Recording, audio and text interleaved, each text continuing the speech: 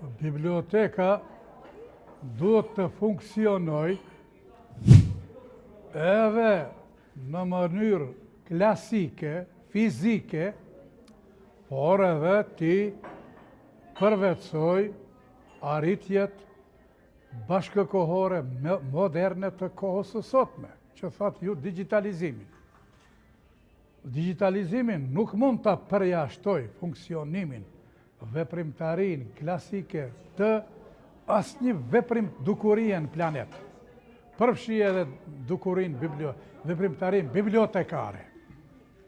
Kjo një e dyta. Tetova është qytet me 12 shkolla fillore, 7 shkolla të mesme, 2 universitete, dhe këtu duhet t'i përfshim edhe shkollat fillore të komunave rurale, si që janë të Arca, Bogovina, Zhilina dhe kjo të komuna tjetër, Bërvenica.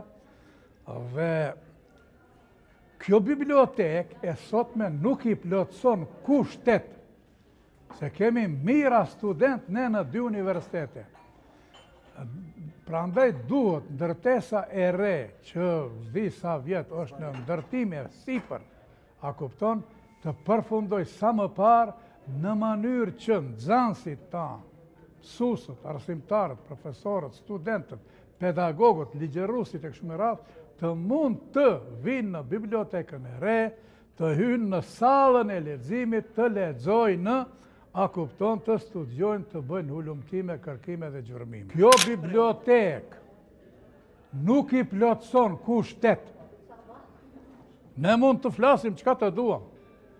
Unë kam marrë para 10 vjetëve, 15, e kam kërkuar librin e profesore Xhepçoses, nata është dita jonë, më kanë thënë se kemi. Unë u habita. I thash njërit, sill ma masolli. Tetov Prishtinë ma pak se 2 orë, masolli librin. A biblioteka se kishte librin e profesore Xhepçoses, i cili është një prej kritikëve më të mëdhenj të gadishullit ballkanik, sipas albanologut të famshëm Robert Elsie. Edhe librin e Qoses nuk e kishin. Që do të thotë se duhet kjo bibliotek të filloj të funksionoj si bibliotek me kopje, me ekzemplar të domosdoshëm. Çka do të thotë kjo?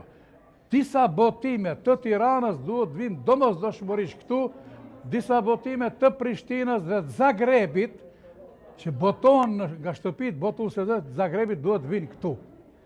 Kjo një e dyta. Fondi është thënë se ka 120.000 tituj dhe 150.000 kopje. Ky fond duhet akoma më shumë të shtohet. Dhe nxënësit e fillores të shkollave të mesme, studentët, mësuesët, arsimtarët, profesorët, pedagogët, duhet të jenë antar të bibliotekës, të regjistrohen, a kupton, dhe biblioteka është tempulli i dijes, është tempulli i Zotit, është shtëpia e Zotit, dhe ne atë duhet ta duam, librin duhet ta duam, dhe libri duhet të lexohet në tavolinë, shtëpi.